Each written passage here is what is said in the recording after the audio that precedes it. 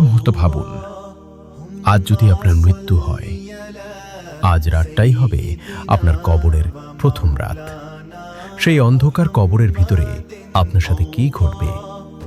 আজ আমরা জানব কুরআন ও হাদিস অনুযায়ী কবরের প্রথম রাতের বাস্তবতা।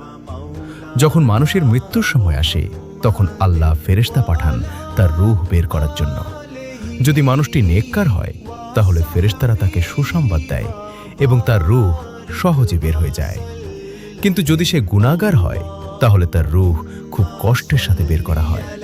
তারপর মানুষকে কবরের ভিতরে রাখা হয়। সবাই ধীরে ধীরে চলে যায়, প্রিয় মানুষগুলোও চলে যায়।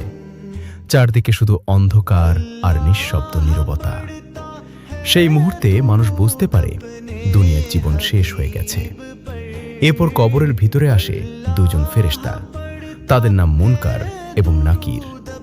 তারা মানুষকে তিনটি প্রশ্ন করবে। প্রথম প্রশ্ন, তোমার রব কে? দ্বিতীয় প্রশ্ন, তোমার দ্বীন কি? তৃতীয় প্রশ্ন, এই মানুষটি কে? অর্থাৎ আমাদের প্রিয় নবী মুহাম্মদ সাল্লাল্লাহু আলাইহি ওয়াসাল্লাম। যদি মানুষটি দুনিয়াতে ঈমানদার হয় এবং আল্লাহর আদেশ মেনে চলে, তাহলে সে সহজেই উত্তর দিতে পারবে। তখন তার কবর প্রশস্ত হয়ে যাবে এবং জান্নাতের দরজা খুলে দেওয়া হবে। তার কবর হয়ে যাবে জান্নাতের বাগানের মতো।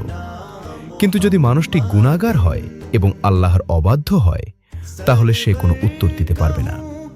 তখন তার কবর সংকীর্ণ হয়ে যাবে এবং শুরু হবে কবরের শাস্তি। বন্ধুরা, আমরা সবাই একদিন এই কবরের ভিতরে যাব। সেখানে আমাদের সাথে থাকবে না টাকা, বাড়ি বা দুনিয়ার কোনো কিছু, শুধু থাকবে আমাদের আমল। তাই সময় থাকতে নামাজ পড়ুন, গুনাহ থেকে দূরে থাকুন এবং আল্লাহর কাছে তওবা করুন। কারণ আমরা জানি না আমাদের কবরের প্রথম রাত কবে শুরু হবে। আল্লাহ আমাদের সবাইকে কবরের আযাব থেকে রক্ষা করুন। আমিন।